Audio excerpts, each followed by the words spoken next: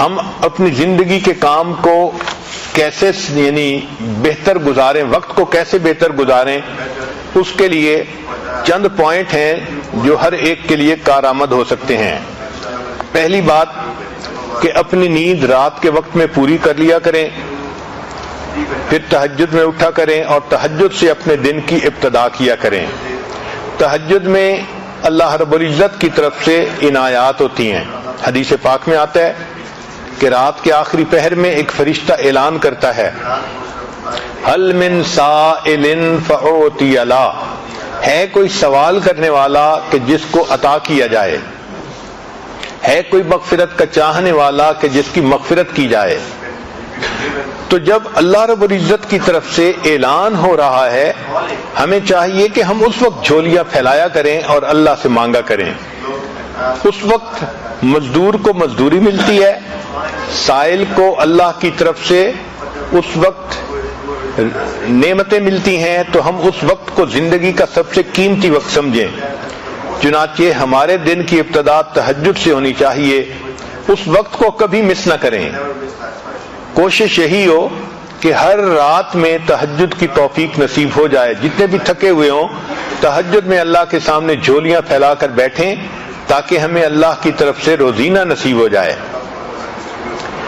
پھر فجر کی نماز پڑھیں اور فجر کے بعد اپنے اسباق پورے کریں، اشراق پڑھیں اور اشراق کے بعد اپنے دفتر اور بزنس کے کاموں کی ابتدا کریں۔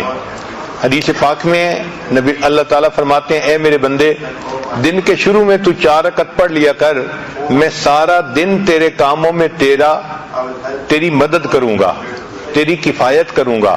ذرا غور کیجئے کہ ہمارے سارے دن کے کاموں میں اللہ کی مدد شامل ہو جائے تو ہمیں اور کیا چاہیے، اور یہ نعمت مل جاتی ہے اشراق کے 4 نفل پڑھنے پر۔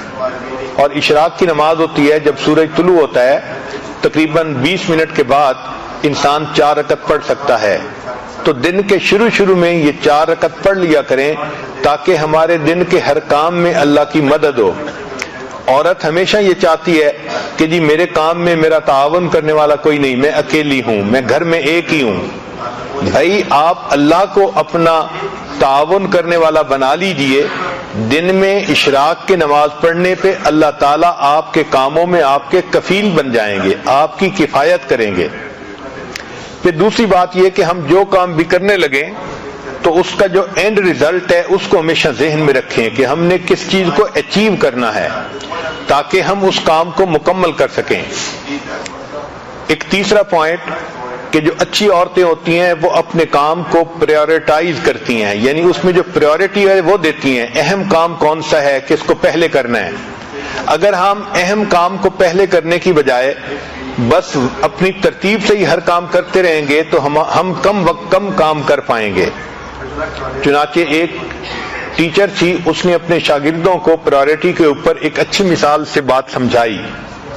اس نے ایک بالٹی لی اور اس بالٹی کے اندر اس نے اینٹیں رکھ دی اور بالٹی بھر دی۔ پھر اس نے طلباء سے پوچھا کہ بتائیں اس بالٹی میں کوئی اور چیز آ سکتی ہے؟ ان کا نہیں، یہ تو ساری بالٹی اینٹوں سے بھر گئی۔ اب اس نے چھوٹے چھوٹے کنکر لیے اور جو اینٹوں کے درمیان جگہ تھی اس میں کنکر ڈال دیے۔ اس نے کہا دیکھو آپ تو کہہ رہے تھے کہ جگہ نہیں، اس میں تو اتنی جگہ تھی کہ کنکر بھی آ گئے، اب بتاؤ کوئی جگہ ہے؟ ان کا نہیں، اس میں تو اب کوئی بھی جگہ باقی نہیں۔ اس نے مٹی اور ریت اٹھائی اور ان کنکر کے درمیان جو چھوٹی چھوٹی جگہ تھی اس میں ریت ہی بھر دی اور کہا کہ دیکھو آپ تو کہتے تھے کہ کوئی جگہ نہیں، اس میں اتنی ساری ریت بھی آ گئی اسی بالٹی میں۔ پھر اس نے پوچھا بتاؤ اس میں اور جگہ ہے؟ تو طلباء نے کہا کہ نہیں، اب تو کوئی جگہ نہیں بچی۔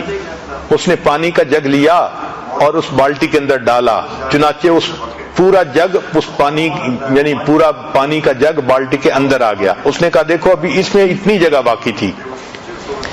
پھر اس نے کہا کہ اچھا بتاؤ کہ آپ نے کیا سیکھا؟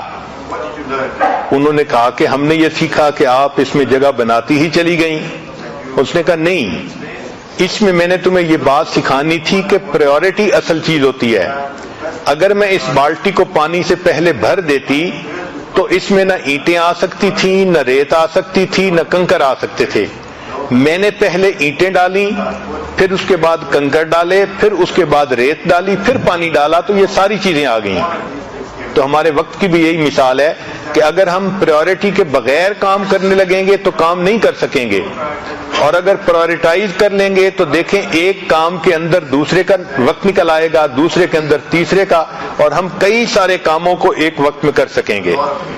آج ہماری زندگی کا ایک بڑا مسئلہ ہے کہ ہم وقتی کاموں کے پیچھے لگ کے اصلی کاموں کو بھول جاتے ہیں۔ اصلی کاموں کو کہتے ہیں امپورٹنٹ ورک، اور وقتی کاموں کو کہتے ہیں ارجنٹ ورک۔ جس عورت کو دیکھو ارجنٹ ورک میں لگی ہوتی ہے، امپورٹنٹ کام کو بھول جاتی ہے۔ چنانچہ ہماری توجہ ساری کی ساری ارجنٹ کاموں پہ ہوتی ہے، اس لیے کہ وہ نظر آتے ہیں، اور جو امپورٹنٹ کام ہوتے ہیں وہ کئی دفعہ فوری نظر نہیں آتے۔ مثلا اپنے مقصد کو سامنے رکھنا یہ امپورٹنٹ کام ہے، اور وقتی ضرورت کے پورا کرنا یہ ارجنٹ کام ہے۔ وقتی کاموں میں سے کال اٹینڈ کرنا یا سیل لگی ہوئی ہے وہاں سے کچھ شاپنگ کرنا یہ وقتی کام ہے، اور جو امپورٹنٹ کام ہے وہ ہے بچوں کی تربیت کرنا، خاوند کو خوش رکھنا، گھر کے کاموں کو پورا کرنا، اپنے نفس کا تزکیہ کرنا، یہ امپورٹنٹ کام ہے۔ اب ہوتا کیا ہے کہ ارجنٹ کاموں میں لگ کے عورتوں کو نماز کی بھی فرصت نہیں ملتی، گویا امپورٹنٹ کاموں کو بھول جاتی ہیں۔ سکسیسفل پرسن وہ ہوتا ہے جو امپورٹنٹ کاموں کو یاد رکھتا ہے اور ان کو بھولتا نہیں۔ چنانچہ 3 لفظ یاد رکھیے، 3 سٹیپ ہیں کامیاب زندگی کے: اپنے کاموں کو پریورٹائز کرنا، دوسرا ان کو آرگنائز کرنا، اور تیسرا زندگی میں ایک ڈسپلن پیدا کرنا۔